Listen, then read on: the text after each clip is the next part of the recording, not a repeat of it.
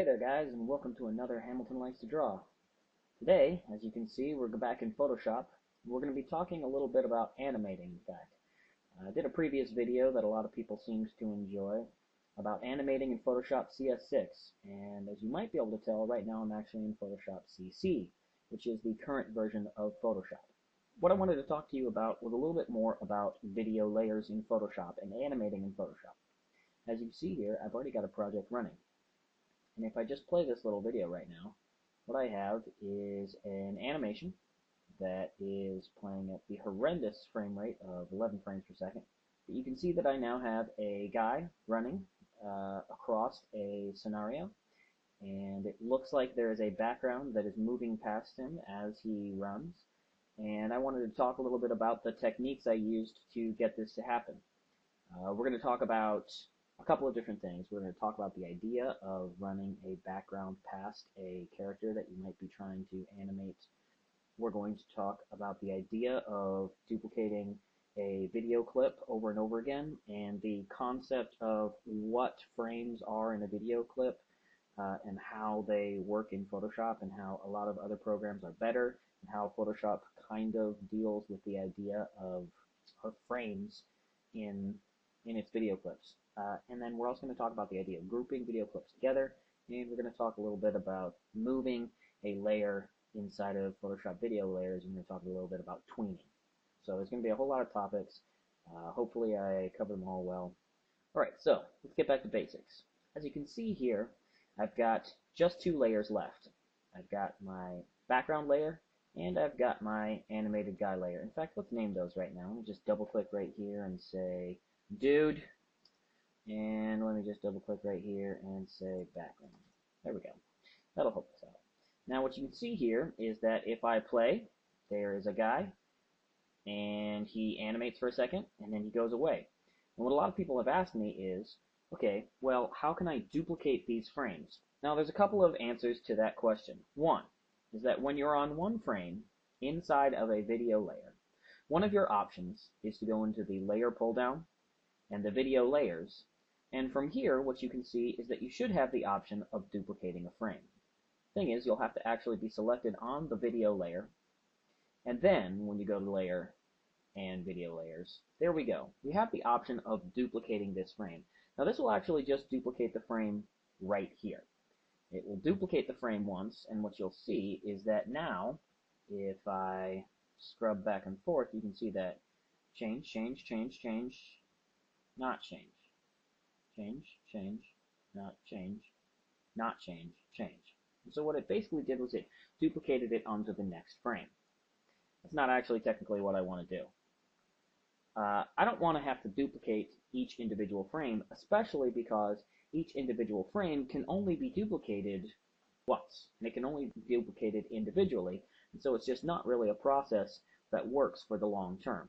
So really what you have to do is you have to get in your head what exactly Photoshop has going on right here. You can see that I'm changing the zoom in on my video timeline right now. And what you have to understand is that Photoshop really doesn't think of this as a layer of frames.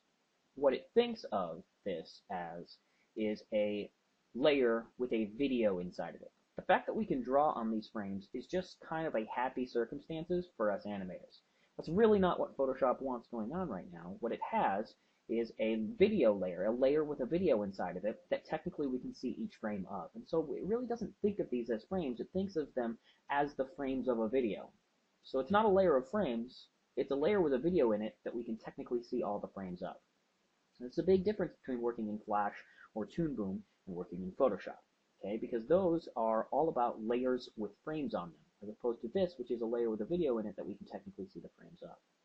Now what that means is that in order to actually duplicate this so that over the course of a long enough sequence I can see this guy running over and over again, what I technically have to do is duplicate this video layer. That's what I actually have to do, because Photoshop has always been a series of layers whenever we animated things, and you still kind of have to think about that. Now, really what you're thinking about here is this is a clip. Think of this as an individual clip, and if in the future you'd like to change that clip, well, you can change each individual one, but This clip right here is one individual clip if you were in some video editing suite. Not an animating suite, but a video editing suite, you would think of this as one clip. And so what that means is, if I want to duplicate it, what I have to do is essentially, I'm going to duplicate this, this layer over here. I'm going to duplicate it by Alt dragging it. Let me say that again. I'm going to duplicate this layer right here by Alt dragging the layer name down just a little bit. Notice that I only dragged it just a tiny bit. Alt drag just a little bit. You can see almost immediately the highlight shows up. If I go too far, I might not get it. If I go the wrong direction, it might not show up. Just wait for that little highlight to show up in between the two layers. And now I've duplicated that layer. And now I have two animated dudes here. Okay? And from there, what I can do is I can move this over so it snaps into place with the other clip. And now, when I play the video, you'll see that this will play smoothly through. And so this is a big change probably for animators coming from Flash who want to try out this animating in Photoshop, is the idea of thinking in terms of clips. In order to actually get this thing to animate across this whole time period that I actually want to animate across, I'm going to have to do this again and again and again. So I'm going to duplicate, duplicate, duplicate. I can move this one over, and I can move this one over, and I can move this one over, and I'm going to go here, here, and here, and I'm going to move this one over, I'm going to move this one over, and I'm going to move this one over.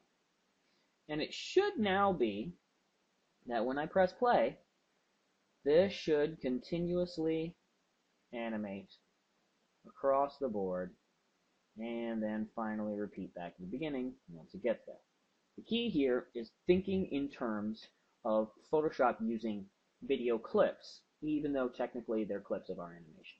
Now, one thing that you'll probably want to do is actually get all of these clips to be, it's kind of annoying to have them all separated out into different timelines. And what you'll probably find out on accident, but I'm just going to tell you right now, is that you can actually drag these up into one timeline after you've duplicated them. And in this way, what you end up with is a video group.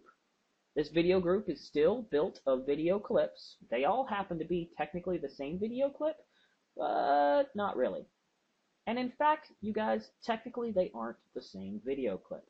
Technically, what I have done here is I have actually duplicated the whole video clip and actually exponentially increased the size of my file by making this video clip duplicated over and over again. So technically what I've done here is actually really not a good idea.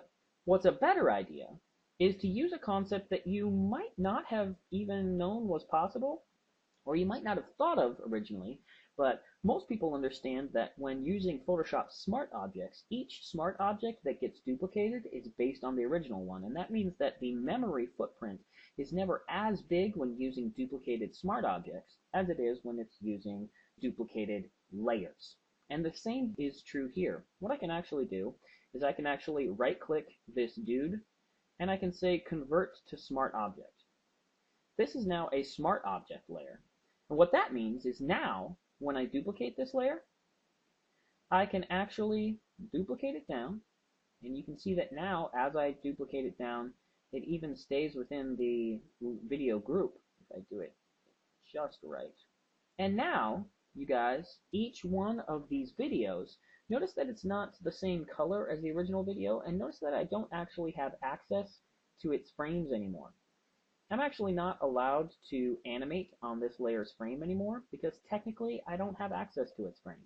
Now that it's in a smart object, I'm reusing the same clip over and over again with a much smaller footprint, but I don't actually have access to the frames here. If I wanted to edit this video's frames, I would have to, like any other smart object, double-click into its icon and then change its frames within the smart object itself. So, what we covered there was the idea of duplicating frames by thinking in terms of Photoshop video clips. Once we've got our Photoshop video clips, we can duplicate them over and over and over again, and now we have a guy running quite a ways. Now that we've got our guy running across the entirety of our timeline, what we now want to do is figure out how we can get our background moving with the guy so that it looks like he's running past the background. Now, this is actually a fairly simple process. In fact, it's a ridiculously simple process. And I'm going to show you how to do it using Photoshop's layer tweens. Okay? Now, this really only works with the timeline. It doesn't work with the frame-by-frame animations they have. It's not as good. It's a whole lot easier with this. And so what we're going to do is we're going to make sure that we're selected on the right background. Select the background layer right here. And I'm going to click this little triangle next to the background layer in the timeline. And you're going to see here that now we have three options that show up here: position, opacity, and style. I'm going to make sure I'm scrubbed to the beginning of this video. Now that I've got my background layer selected, I'm going to come over here to the timeline. You're going to see that there's three little stopwatches here next to the names position, opacity, and style. If I click the stopwatch next to position, you're going to see that now on my timeline I get what's known as a keyframe. And anybody who's coming from Flash will definitely understand that. The keyframe is now where we can hold our tween position.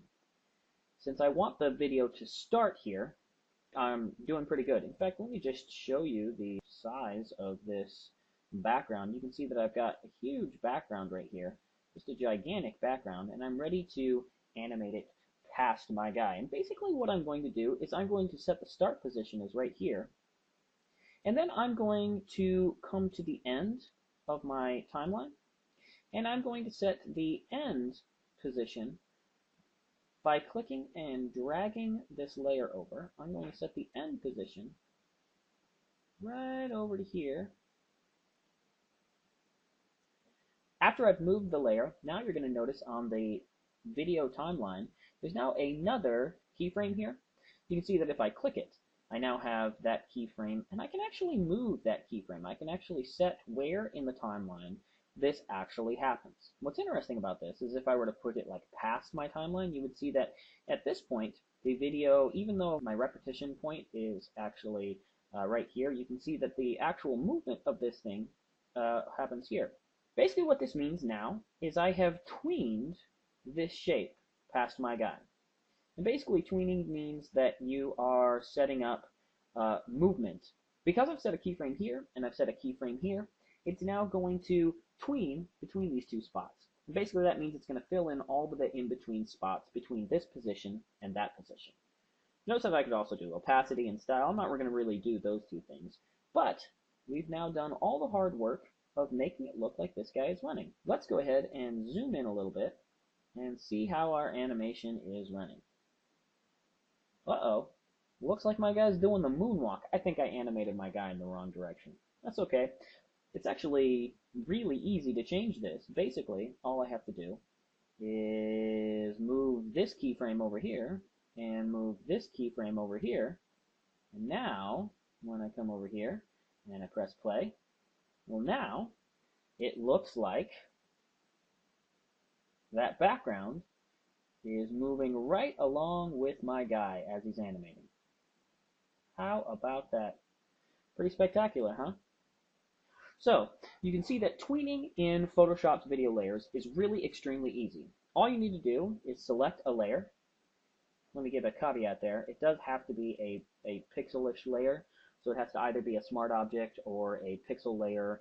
I don't know. I've never tried moving a video layer necessarily. I'm sure you can do a video layer, but it can't be something like an adjustment layer.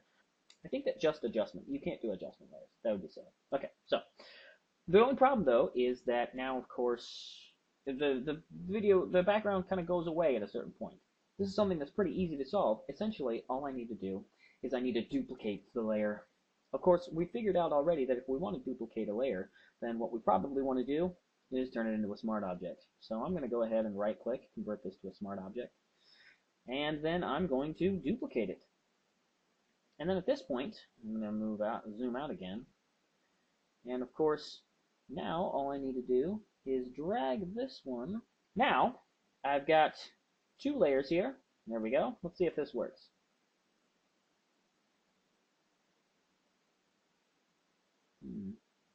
Oh my, 2 frames per second. That's pretty exciting. Let me maybe zoom in. Well, it's definitely working.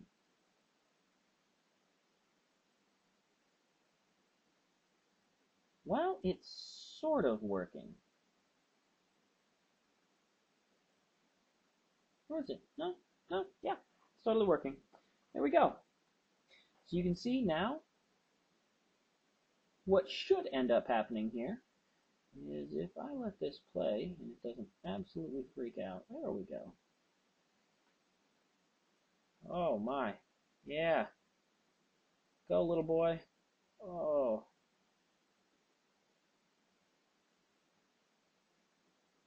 This thing is having a super fun time trying to animate this. You know what? I'm not going to let that happen. For some reason, my computer doesn't want to handle the idea of me recording and doing the video editing and doing all that other stuff. But essentially, this is now working. So this should now be able to just repeat infinitely. And of course, it was all done through the magic of video layers and the video timeline. Tweening is an extremely easy thing to do. All you have to do is set a start and an end keyframe by clicking the little timeline here, or by clicking the little stopwatch here to enable keyframe animation, and then just moving the scrubber to a new position and setting the new position out on the document. It's an extremely easy thing to do. So, to sum up, we managed to create a video group which caused a number of video clips all to set on the same layer in the video timeline.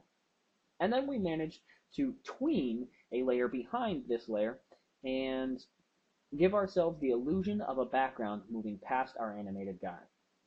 Video layers in Photoshop are not that hard to use. They're actually pretty nice, but it's important to try things out and try every little part of them. For instance, a lot of people don't think about it, but this little icon right here next to each video clip shows you some options for each video clip. So you can see some options there. This little thing right here shows some options like adding media to it and all those kinds of fun things. It's also important that you understand that if you would like to change the length of your video clip, you actually do have to be on a video layer. None of these are a video layer, technically. I have smart objects on the video timeline, but none of these are a video layer.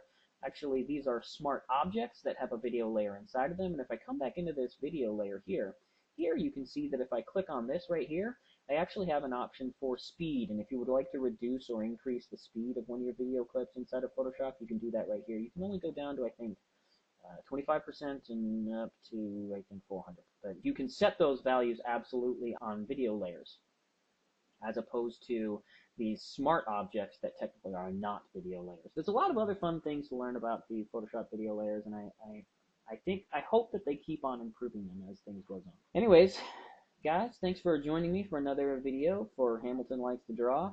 I had a lot of fun with this one. If you guys have any more ideas for videos, please give me a shout out in the comments below. And in fact, if you guys wouldn't mind, like this video, subscribe. I plan on making more videos about Photoshop, about drawing, and who knows, maybe about programming, because I like that kind of stuff too. If you guys have any questions, don't hesitate to ask. Thanks a lot. Bye.